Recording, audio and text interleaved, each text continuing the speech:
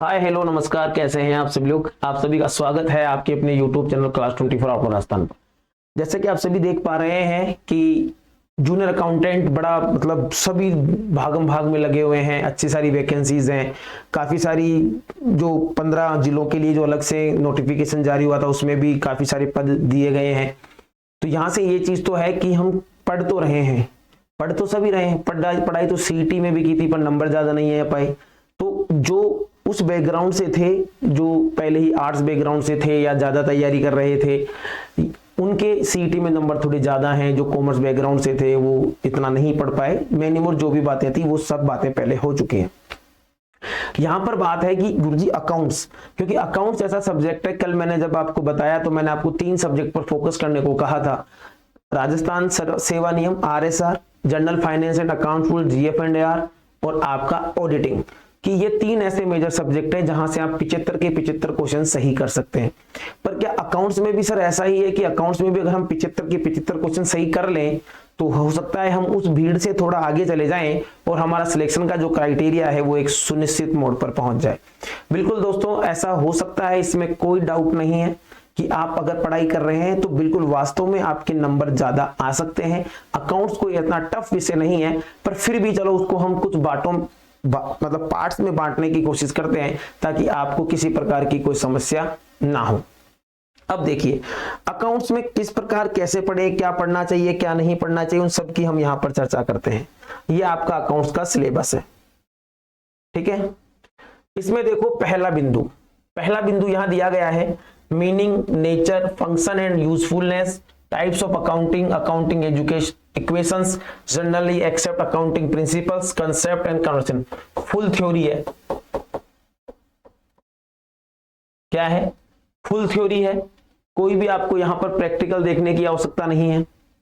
Accounting process में journal and ledger, leading of preparation of trial balance and preparation of final accounts with adjustment.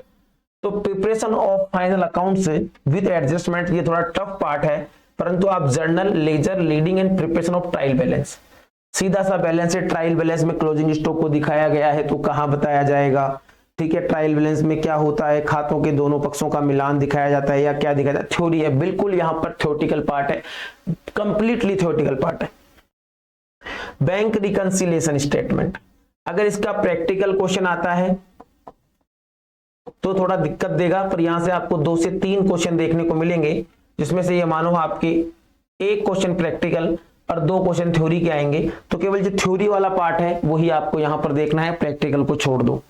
Rectification of error, आपको कहेगा ये किस प्रकार की अशुद्धि है। अगर आप इस थ्योरी को कंप्लीट कर लेते हैं तो रेक्टिफिकेशन एरर में अगर प्रैक्टिकल क्वेश्चन आएगा उसको आप मत देखिए। आप तो ये देख लिए अशुद्धियां कितने प्रकार की होती है, सैद्धांतिक अशुद्धियों में क्या होता है, सतीपूर्वक अशुद्धि क्या प्रभाव डालती है, तलपट पर कौन सी अशुद्धि प्रभाव डालती है, कौन सी प्रभाव नहीं डालती है। इतना सा एक छोटा सा सेगमेंट है, मैंने ट्रायल बैलेंस आपको करवा रखा है, उसमें जो छोटा सा सेगमेंट है केवल वही याद रखिए। प्रैक्टिकल मैंने वहां पे आपको करवाया भी नहीं है और आप उसे छोड़ भी सकते हैं। डेप्रिसिएशन, मूल्यह्रास में सीधी सी बात है, मूल्यह्रास कब लगता है, किस पर लगता है, स्थायी संपत्तियों पर लगता है। एक क्वेश्चन सीधा सा यहां से बनता है कि ready to put to use, यानी वो पूंजीगत और आयगत वाला कंसेप्ट है वो यहां से निकल कर जाएगा। इसकी कौन कौन सी विधियां, स्थायी किस विधि, वार्षिकी मेथड हो गया। तो वो जो इसके मेथड्स हैं वो मेथड्स नाम याद रख लें, किसमें तो फिक्स रेट रहती है, किसमें फ्लेक्सिबल रेट रहती है, बस इतना, ज्यादा दिमाग लगाने की आवश्यकता नहीं है।